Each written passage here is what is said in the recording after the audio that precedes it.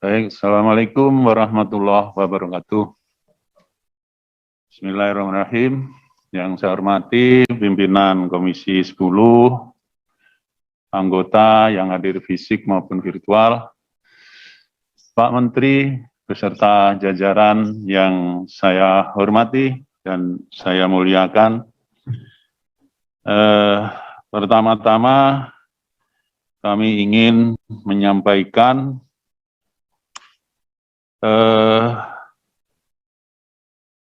merupakan sejarah tadi sudah disampaikan oleh Mas Menteri, bisa melakukan rekrutmen P3K dalam jumlah yang cukup banyak. Tapi yang banyak itu juga belum menyelesaikan seluruh tanggung jawab atau kewajiban yang dibebankan kepada pemerintah untuk menyelesaikan kasus guru honorer. Dalam kesempatan yang berbahagia ini saya ingin menyampaikan kepada Pak Menteri dan jajarannya agar menggunakan kesempatan rekrutmen P3K ini sebagai sebuah kesempatan yang sangat baik untuk membayar hutang pemerintah kepada para guru-guru honorer. Karena apa? Karena guru honorer itulah yang mengisi proses pelaksanaan pembelajaran di depan siswa-siswa kita itu bisa berjalan dengan baik, karena kita tahu pemerintah masih kekurangan lebih dari 1 juta guru, dan itu pun belum termasuk yang pensiun. Mereka lah yang mengisi. Dan sudah bertahun-tahun mengabdi. Sudah banyak disampaikan tadi bagaimana pengabdian mereka. Saya kira sudah cukup digambarkan oleh pembicara atau teman-teman dari fraksi yang lain mengenai perjuangan mereka. Nah, saat ini pun saya tahu bahwa mereka mengikuti rapat kerja hari ini. Saya memantau karena ini terbuka, live streaming di Facebook. Rapat kita ini beberapa menit yang lalu sudah diikuti oleh lebih dari 1.600 dan sudah disebarkan, di-share lebih dari 300, itu baru yang di Facebook. Belum yang di YouTube, itu lebih 2.600 sudah saya lihat itu. Beberapa hari yang lalu, beberapa guru honorer bertanya kepada saya, apa perlu saya ke Jakarta untuk mengikuti RDP ini? Gitu. Saya bilang, nggak usah lah. Gitu. Nanti kami aja yang mewakili menyampaikan kepada Pak Menteri, perlunya mereka yang telah berjasa itu diperhatikan. Afirmasinya diberikan. Dan saya kira kita punya kesempatan untuk memperbaiki afirmasi itu. Nah, sekarang ini mereka merasa dibebani satu tambahan pikiran, karena passing grade itu dimaksudkan, mengapa harus tinggi? Karena dimaksudkan untuk melindungi siswa. Karena dimaksudkan untuk mendapatkan guru yang baik gitu. Tapi saya kira ini juga debatable karena tesnya cuma tes kognitif, Pak Dirjen, Pak Menteri. Sedangkan kognitif kan belum bisa menggambarkan seluruh kepribadian seorang guru.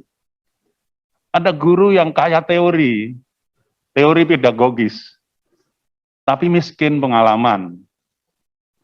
Ada guru yang kaya pengalaman, miskin teori pedagogis, sehingga ketika kemudian harus menjawab tes-tes objektif, mereka tidak bisa. Tapi mereka kaya pengalaman. Saya kira ini harus bisa menjadikan dasar pertimbangan kita untuk memberikan afirmasi kepada guru-guru kita, baik yang usia 35 ke atas, maupun yang belum 35 tapi pengabdiannya sudah puluhan tahun. Saya kira itu Yang kami harapkan, sekali lagi, gunakanlah kesempatan mengangkat P3K ini untuk membayar hutang kepada guru-guru honorer kita yang telah memberikan pengabdian mereka untuk bisa diangkat menjadi ASN P3K. Insya Allah kalau afirmasi diberikan oleh Mas Menteri, Pak Dirjen, Bapak bisa mengubah air mata kesedihan menjadi air mata kebahagiaan. Dan pahalanya pasti untuk Pak Menteri dan juga Pak Dirjen serta jajaran yang lain.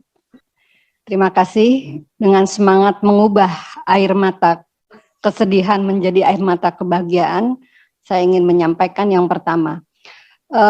Kami mendengarkan dengan baik dan sangat teliti dalam saudaraku Menteri menyampaikan tadi pemaparan tentang guru P3K. Dan kami juga mendukung bahwa Kemendikbudristek harus mempertimbangkan masukan dari pakar-pakar pendidikan tentang pentingnya menjaga integritas proses seleksi guru untuk meningkatkan kualitas pendidikan bagi siswa di Indonesia. Kami sangat memahami itu. Dan juga saudaraku Mas Menteri juga mau menyampaikan bahwa 1 juta guru P3K itu didapat karena ada janji saudaraku Mas Menteri untuk menjaga kualitas dari guru-guru tersebut yang akan diloloskan dalam seleksi P3K. Kami juga sangat memahami. Tetapi juga perlu juga dipahami bahwa kalau ada guru-guru, bukan kalau ada, banyak sekali guru-guru yang mengalami kekurangan dalam hal pendidikan, dalam hal keterampilan, itu juga adalah sumbangan dari pemerintah kita yang tidak melakukan pendidikan dengan sangat baik kepada para guru-guru tersebut. Apakah, coba ditanyakan, apakah sering dilakukan pendidikan bagi guru-guru kita secara berkesinambungan, kemudian mendapatkan pelatihan dengan baik, kemudian mendapatkan sarana prasarana dengan baik juga tidak? Saya bisa sampaikanlah, saya ini mewakili Bengkulu saja, bahwa di Bengkulu, di Kabupaten Kaur, ada satu sekolah, satu atap, di mana ada SD, SMP, tidak pernah mendapatkan laptop, terus kemudian guru honornya ada 4, dan guru PNS-nya 1. Mereka harus melakukan pengajaran di situ. Nah, ini yang 4 ini kemudian melakukan ikutan ini P3K. Bu Dewi, kita nih ikutan. Saya nurut kata Pak Dirjen bahwa harus pada latihan, bikin grup, ikut bimbingan tes, sudah. Ikut pelatihan, sudah. Walaupun susah payah itu, kalau mau pergi ikut pelatihan itu nyebrang dulu jembatan. Dan itu banyak kejadian. Nah, karena itu saudaraku Menteri, dalam hal ini tadi disampaikan, ubahlah air mata kesedihan menjadi kebahagiaan, dan menyambung dari saudaraku Kadafi katakan, terima aja semuanya, kemudian lakukan upgrade. Lakukanlah pendidikan yang sangat baik kepada guru-guru honor itu. Kalau Mas Menteri yang melakukan ini saya rasa bisa, karena Mas Menteri orangnya visioner, maju ke depan dan paham cara melakukannya. Nah, karena itu menjawab dari keinginan para guru-guru honor, pertimbangkanlah hal ini, karena tadi passing grade-nya susah, soalnya susah, pokoknya susah-susah semua. Ya saya nggak ngerti lah, kalau saudaraku Menteri kan memang orangnya pintar, jadi kalau ngelihat soal itu, ini sih gampang. Tapi pertimbangkan itu dan mudah-mudahan ada jalan keluar. Saya rasa Mas Menteri sangat bisa mencarikan jalan keluar, dan kemudian menjawab kekurangan dari guru-guru kita, kekurangan jumlah guru. Dan saya juga ingat bahwa program ini dilakukan karena adanya kekurangan guru di Indonesia, menjawab kekurangan guru kita.